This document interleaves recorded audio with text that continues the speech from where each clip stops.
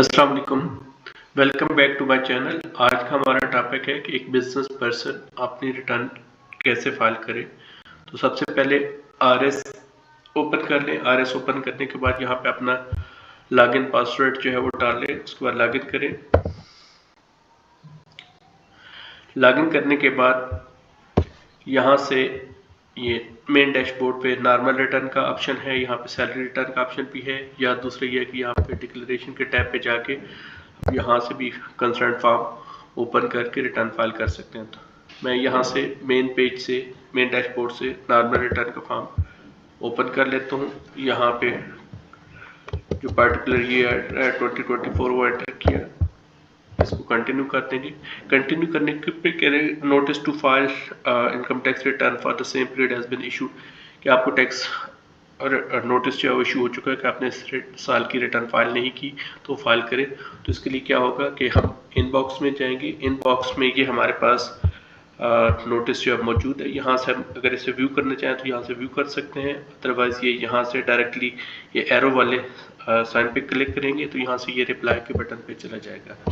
Reply करने के बाद यहाँ से इस विंडो से पहले से ही अब पहला ऑप्शन जो है वो फॉर्म का वो सिलेक्ट कर लेंगे।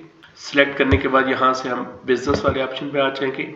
बिजनेस में यहाँ पे अदर रेवेन्यूज में जाके अदर्स में यहाँ पे हम आप जो अपनी इनकम जो है वो जो हमारी सेल्स है वो एंटर करेंगे। मैं यहाँ पे सेल्स का एक फिगर जो एंटर कर लेता हूँ। तो मैंने यहाँ पे 32,50,000 की जो सेल्स हैं वो एंटर कर ली। ये प्रॉफिट का फिगर नहीं है, ये टोटल सेल्स का फिगर है।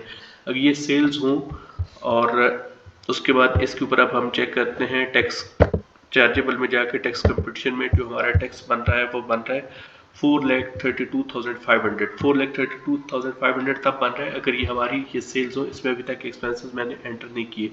ओबियसली कोई आप बिजनेस करते हैं तो सेल्स के साथ साथ आपके एक्सपेंसेस भी होते हैं। तो अब हम चलते हैं management, administrative, selling and financial expenses में। यहाँ पे हमारे पास ये डिफरेंट एक्सपेंसेस हैं, जिसमें रेंट है, सैलरीज हैं, यूटिलिटीज़ हैं, रिपेयर मेंटेनेंस है, इंश्योरेंस है, प्रोफेशनल चार्जेस है, जो भी वो एक्सपेंसेस है वो हम यहाँ पे एंटर कर देंगे। तो सबसे पहले हम रेंटर यहाँ पे एंटर कर लेते हैं। 3,60,000 रेंट मैंने यहाँ पे एंटर किया। उसके बाद सैलरीज एंटर कर लेते हैं जी। 18 लाख की सैलरीज मैंने यहाँ पे एंटर कर लिए। उसके बाद इलेक्ट्रिसिटी वाला जो ऑप्शन है यूटिलिटीज़ वाला, उसमें जाके एंट्री कर लेते हैं। यूटिलिटीज़ मैंने 1.5 लाख की अमाउंट यहाँ पे एंटर कर लेते हैं। 1.5 लाख की यूटिलिटीज़ डालने के बाद रिपेयर एंड मेंटेनेंस का जो फिगर है वो डाल देते हैं जी। रिपेयर एंड मेंटेनेंस में मैंने यहाँ पे एंटर कर लिया 60,000।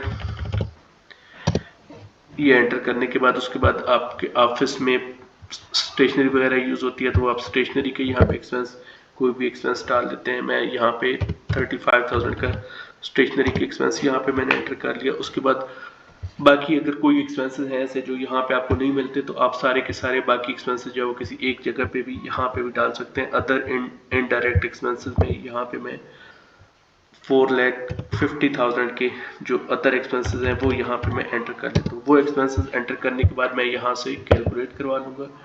कैलकुलेट करने के बाद ये 28,55,000 जो है वो मेरे पास टोटल एक्सपेंसेस आ गए हैं। तो मेरे पास नेट प्रॉफिट जो आ रहा है वो आ रहा है 3,95,000। अब 3,95,000 प्रॉफिट आने के बाद यहाँ से हम इसको सेव भी कर लेते हैं ताकि हमारा डाटा साथ साथ सेव होता जाए। सेव करना इसलिए ज़रूरी होता है कि जब आप रिटर्न फाइल कर लेते हैं, अगर साइट जो है वो आपको रिस्पॉन्ड नहीं करती है तो आपका जो वर्किंग हुई होती है वो सारी की सारी वेस्टेज में चली जाती है। तो साथ साथ सेव करते रहें, जो भी काम करते हैं साथ साथ सेव करते रहें। अब हम दोबारा टैक्स चार्जेबल वाले टैब में आते हैं। टैक्स चार्जेबल में जाके कंप्यूटेशन में जाएंगे। कंप्यूटेशन में अब आप हम आके देखते हैं तो टैक्सेबल इनकम जो हमारी है वो 3,95,000 आ रही है। टैक्स चार्जेबल में कुछ फिक्र नहीं आ रहा, नॉर्मल टैक्स में भी कुछ फिक्र नहीं आ रहा। नीचे चलते हैं, यहाँ पे एडमिटेड टैक्स में एडमिटेड टैक्स भी हमारे पास यहाँ पे 0 आ रहा है। तो इसमें एडमिटेड टैक्स 0 आने का मतलब ये है कि हमारी जो टैक्सेबल इनकम है वो लिमिट से कम आ रही है, मीन कि इस पे टैक्स नहीं है। लिहाजा अब हम अपनी इस रिटर्न को अगर फाइल करेंगे तो हमें साथ कोई भी टैक्स पे नहीं करना पड़ेगा। अगर टैक्सेबल लिमिट से अबव आपका नेट प्रॉफिटेबिलिटी आती है, डेट मीन्स कि आपने वहाँ पे अपना एडमिटेड का चालान जो है वो पे करना होता है। इसके बाद अब हम चलते हैं रिकंसिलिएशन ऑफ नेट एसेट्स वाले टैब में, वेल्थ में जाएंगे। वेल्थ में आके ये रिकंसिलिएशन ऑफ नेट एसेट्स है।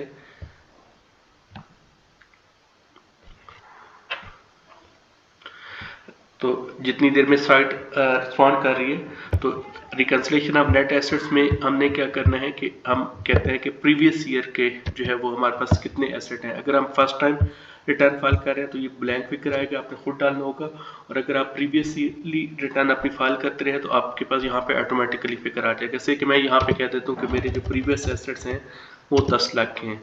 उसके बाद income declared as per return for the year subject to normal tax, कितना मैंने प्रॉफिट यहाँ पे किया था, 3,95,000 प्रॉफिट हुआ। इसको यहाँ से कैलकुलेट कर लेते हैं।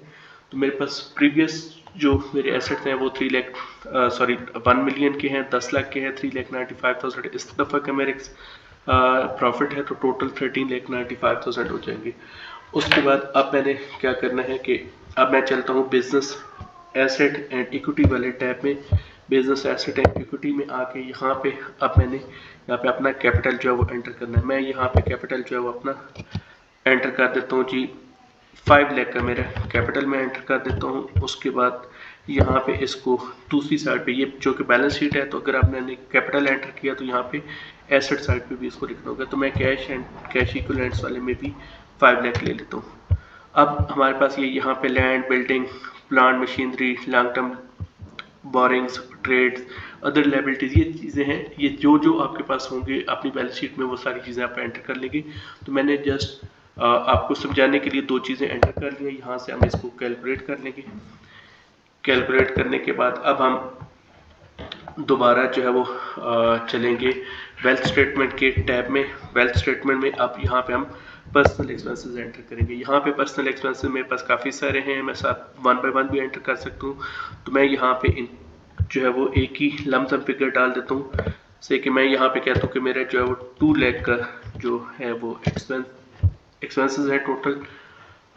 तो 2 लाख के एक्सपेंसेस यहाँ पे डालने के बाद इसको मैं कैलकुलेट करवा लूँगा। कैलकुलेट करने के बाद अब मेरे पास जो नेक्स्ट ऑप्शन है वो है कि पर्सनल एसेट्स और पर्सनल लायबिलिटीज़ जो है वो मैंने एंटर करनी है। तो ये मेरे पास पर्सनल एसेट्स और पर्सनल लायबिलिटीज़ वाला टैब है। यहाँ पे मेरे पास वो है कि मैंने बिजनेस कैपिटल एंटर करना, जो वहाँ पे एंटर किया था पिछले टैब में। यहाँ पे प्लस में होगा, बिजनेस कैपिटल में होगा। यहाँ पे मैं कह देता हूँ कि बिजनेस का नेम ABC ट्रेडिंग, मैंने फर्जी नाम एक दे दिया, इसको ओके करूंगा तो ये मेरे पास यहाँ पे ऐड हो जाएगा। तो मैंने वहाँ पे दिया था कि मेरे पास 5 लाख बिजनेस कैपिटल है, यहाँ पे भी मैं वही 5 लाख का अमाउंट है वो डाल दूंगा। ये 5 लाख का अमाउंट डालने के बाद उसके बाद है कि मेरे पास बाकी कौन सी चीज़ें हैं जो कि मैं यहाँ पे एंटर कर सकता हूँ। मेरे पास ये है पर्सनल आइटम है। पर्सनल आइटम में मोबाइल फ़ोन आ जाता है, लैपटॉप आ जाते हैं। हाउस होल्ड में मेरे पास जो भी घर की जो है वो साजो सामान है, जो चीज़ें हैं वो यहाँ पे एंटर कर सकते हैं। तो अन्य अदर एसेट्स में कोई और अगर आप एसेट डालना चाहें तो वहाँ पे डाल सकते हैं। इसको कैलकुलेट कर लेते हैं। कैलकुलेट करने के बाद इसको साथ साथ सेव भी करते रहते हैं। उसके बाद जो नेक्स्ट मेरे पास वो ऑप्शन है वो है कि मैंने जाना है रिकंसाइल करना है नेट एसेट्स को। ये मेरे पास है रिकंसिलिएशन ऑफ नेट एसेट्स, इसमें आते हैं। तो अब मेरे पास यहाँ पे अगर हम देखते हैं तो अनरिकंसाइल्ड अमाउंट जो है वो 6,95,000 की आ रही है। वो कैसे आ रही है, जैसे कि मेरे पास प्रीवियसली मेरे पास 1 मिलियन का वो प्रीवियस एसेट थे 3,95,000 जो है वो मैंने इस साल का प्रॉफिट किया तो 13,95,000, उसमें से 2 लाख जो है वो मैंने एक्सपेंसिव डाल दिया। तो बाकी मेरे पास 11,95,000 और 5 लाख का जो है मैंने कैपिटल डाल दिया। तो बाकी 6,95,000 मेरे पास अनरिकंसाइल्ड अमाउंट आ गया। ये अनरिकंसाइल्ड अमाउंट को क्या करना है, ये हमने जाना है पर्सनल एसेट्स एंड लायबिलिटीज़ में। तो मेरे पास ये है cash non business. Cash non business में जाके ये वाली अमाउंट जो है वो मैं एंटर कर दूंगा,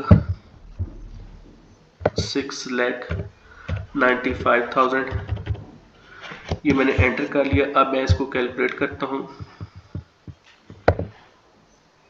कैलकुलेट करने के बाद इसको मैं सेव भी कर लेता हूँ। इसको सेव करने के बाद अब दोबारा रिकंसिलिएशन ऑफ नेट एसेट्स में जाऊंगा। रिकंसिलिएशन ऑफ नेट एसेट में आप आया तो अब मेरे पास अनरिकंसाइल्ड अमाउंट जो है वो 0 आ रही है। डैट मीन्स कि मैंने जो काम किया है वो मेरा टैली हो गया, उसमें किसी किस्म का कोई डिफरेंस नहीं रहा। उसके बाद अब मेरे पास नेक्स्ट आता है, ऑप्शन आता है, मैंने यहाँ पे एट्रीब्यूट्स में जाना है। एट्रीब्यूट्स में जाके ये बिजनेस वाली जो जगह यहाँ पे प्लस पे क्लिक करूँगा, यहाँ पे जो मेरी एक्टिविटी है वो मैं वो एंटर कर, तो यहाँ पे आने के बाद जो मेरी कंसर्न एक्टिविटी है वो मैं यहाँ पे बिजनेस एक्टिविटी एंटर कर लूँगा। सेलेक्ट करने के बाद उसके बाद ये वेरिफिकेशन वाला टैब है। वेरिफिकेशन वाले टैब में आऊँगा तो यहाँ पे मेरे पास मैंने पेन एंटर कर देंगे। पेन एंटर करने के बाद सिंपल यहाँ से मैंने सबमिट कर देना। सबमिट करने से कुछ 4 to 5 मिनट्स में मेरी ये जो रिटर्न है ये मेरे उस टैब में कंप्लीटेड टास्क के अंदर जो है वो मेरे पास शो हो जाए। तो ये मेरे पास कंप्लीटेड टास्क है। कुछ देर बाद मेरे पास यहाँ पे रिटर्न जो है मेरी जो मैंने अभी एंटर किया वो यहाँ पे शो हो जाएगी।